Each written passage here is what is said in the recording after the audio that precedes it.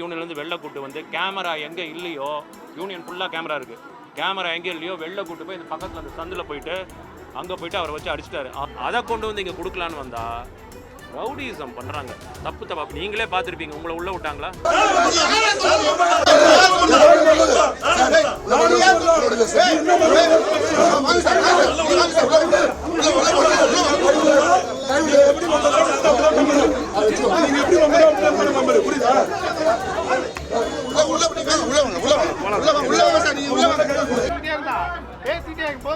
அடிச்சாரு.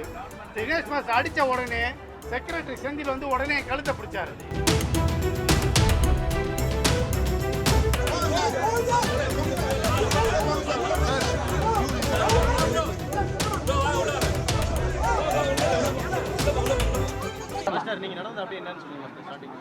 ஒன்றும் இல்லை, இது முதல்ல இருந்து நிறைய பிரச்சனை நடந்துட்டு இருக்கு நம்ம யூனியனில். நான் துணைத் தலைவராக இருக்கிறேன் யூனியனில். முதல்ல யூனியனில் இவர் தலைவர் தினேஷ் தலைவராக வந்தார், நல்லபடியாக போயிட்டு இருந்துச்சு. அப்புறம் நடுவில் கொஞ்சம் ப்ராப்ளங்கள். அவர் ஃப்ரெண்டை ஒருத்தர் வந்து ஒரு நடுவில் கூட ஒரு கௌரி சங்கர்னு ஒருத்தர் ஒன்று கொடுத்துருந்தார்.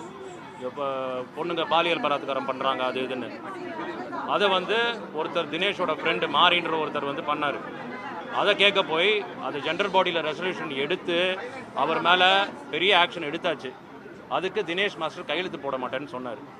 அவர் சொல்கிறது ரொம்ப தப்பு. ஏன்னா ஜெண்டர் பாடியில் எல்லாரோட மெஜாரிட்டியோடையும் நாங்கள் அதை டெசிஷன் எடுத்தோம். அவர் அதில் கையெழுத்து போட மாட்டேன், ஏன்னா அவர் வீட்டில் நான் கை நினச்சிருக்கேன் அப்படின்னாரு. அது ரொம்ப தவறான விஷயம். ஏன்னா தப்பு பண்ணவங்க தண்டிக்கணும். அதுக்காக தான் வந்து ஜெண்டர் பாடி கூட்டுறது. அது மாதிரி இல்லாமல் இது மாதிரி லைனாக ஒரு விஷயம். அப்புறம் அந்த லியோ ஸ்கேம் கேள்விப்பட்டிருப்பீங்க, எவ்வளோ பெரிய பிரச்சனை ஆச்சுன்னு.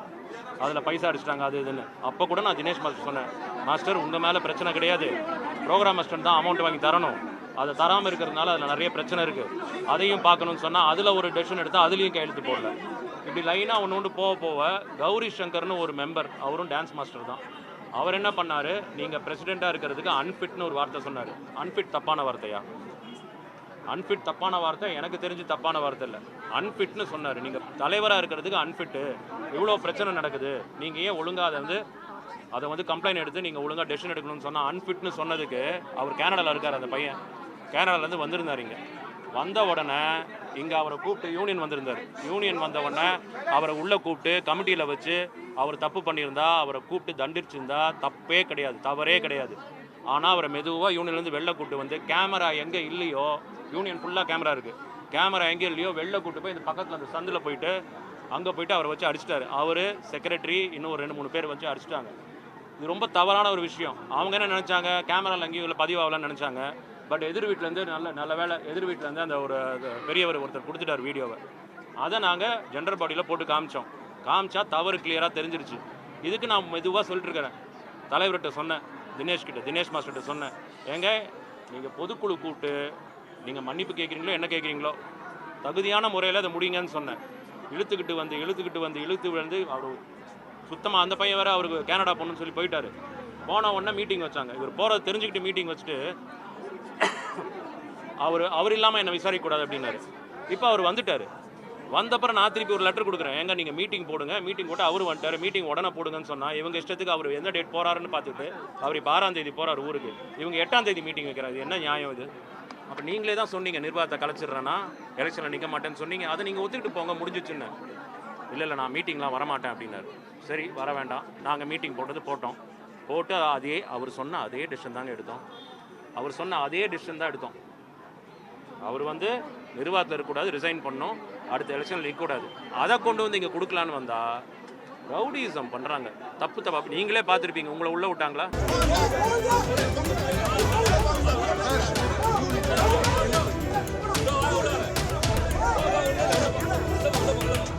இது எங்களுக்கும் யூனியன் தானே, எல்லாரும் உள்ளே போய் பேசலாம்ல. அதை விடலாம். அவங்க உள்ளே விடாமல் வேணுன்ட்டே லேடிஸை வச்சு சென்டிமெண்ட் பண்ணணும்னு சொல்லி லேடிஸையே திட்டுறாங்க.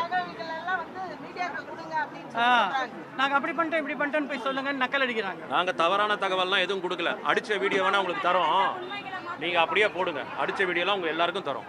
கிளியராக இருக்குது அடித்த வீடியோ. ஒரே நிமிஷம். அடி வாங்கினவர் இவர் தான். இவர் ஒரு டான்ஸ் மாஸ்டரு. இவர் கேனடாவில் இருக்கார். இவரே சொல்லுவார் என்ன. எல்லாருக்கும் வணக்கம். நான் வந்து பிப்ரவரி மாதம் கனடாலேருந்து இங்கே வந்திருந்தேன். வந்துட்டு சந்தா கட்ட வந்திருந்தேன். அப்போ நான் வந்து சந்தா கட்ட வந்தப்போ எனக்கு சொன்னாங்க சந்தா வாங்கக்கூடாதுன்னு என் மேலே சொல்லியிருக்காங்கன்னு. எதுக்காகன்னா அவங்கள எதிர்த்து நான் கேள்வி கேட்டேன், அதனால் விளக்கம் கொடுக்கணும்னு சொல்லியிருந்தாங்க. சரி ஓகேன்னு சொல்லிட்டு அதை முடிச்சுட்டு மார்ச் 13ஆம் தேதி இங்கே வந்திருந்தேன். மார்ச் 13ஆம் தேதி இங்கே வந்திருந்தப்போ தலைவர் திரு தினேஷ் அவர்கள் என்ன செஞ்சாருன்னா, அங்கே நின்று நான் என் ஃப்ரெண்டுக்கிட்ட பேசிட்டு இருக்கும்போது என்னை வந்து கேட்க ஆரம்பித்தார், நீ எப்படி என்னை விமர்சிக்கலாம், என்னை எப்படி பார்த்து நீ நாட் ஃபிட் ஃபார் பிரசிடென்ட் அப்படின்ற வார்த்தையை சொல்லலாம் அப்படின்னு வாக்குவாதத்தை ஆரம்பித்தார். அப்போ நான் சொன்னேன், சார் நம்ம மேலே போய் பேசுவோம், இவ்வளோ டான்சர்ஸ் இருக்காங்க, இங்கேயே நம்ம கத்தி பேசணும், நம்ம மேலே போய் உட்காந்து கூட பேசுவோமே. என்ன இல்லை மேலே பேசுறது ஓகே, நீ இங்கே சொல்லுங்க சார், நீங்கள் கமிட்டிக்கு கூப்பிட்ருக்கீங்க, நீங்கள் கூப்பிட்ட வார்த்தைக்கே மரியாதை கொடுத்து நான் இங்கே வந்துட்டேன், கனடாலேருந்து இதுக்காக செலவு பண்ணி வந்திருக்கேன், நீங்கள் வந்ததுக்கு நான் நீங்கள் கேட்குற கேள்விக்கு நான் பதில் சொல்கிறேன் சார், நீங்கள் கமிட்டி மீட்டிங் எப்போ வைக்கிறீங்களோ அப்போ நான் உங்களுக்கு இதுக்கான விளக்கத்தை கொடுக்குறேன் அப்படின்னு சொல்லிட்டேன். நீ கமிட்டியில் கொடுக்குறதுல அப்புறம் இருக்கட்டும், நீ இப்போ எனக்கு பதில் சொல்லு அப்படின்னு சொல்லிட்டு கையை பிடிச்சி பை ஃபோர்ஸாக இங்கே இழுத்துட்டு வந்தார். இங்கே இந்த ஸ்பாட்டுக்கு வரும்போது கையை பிடிச்சி கழுத்தில் கையை வச்சு என்னை வெளியே தள்ளிட்டு போய் அங்கே நிறுத்தினார்.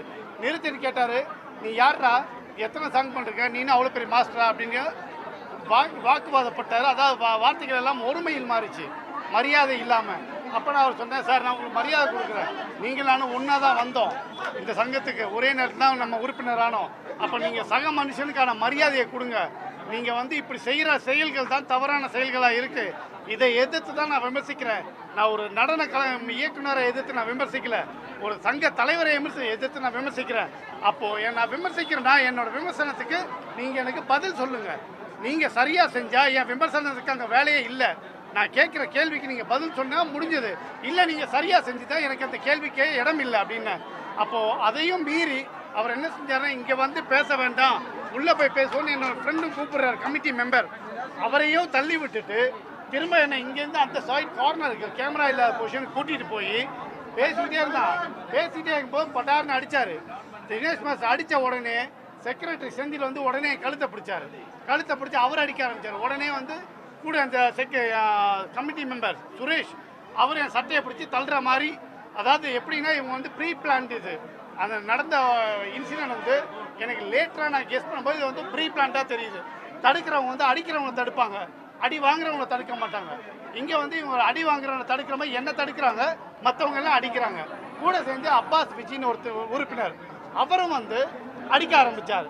ஸோ எல்லாரும் அடிக்க ஆரம்பிக்க இந்த பக்கம் போன ஒரு ஐஎஸ் போலீஸ் ஆஃபீஸர் அவர் பார்த்துட்டு நிறுத்தி வந்து இங்கே வந்து கேட்டார், என்ன சார் பிரச்சனை, ஏன் உங்களுக்கு இந்த 4 பேர் அடிக்கிறாங்க அப்படின்னு.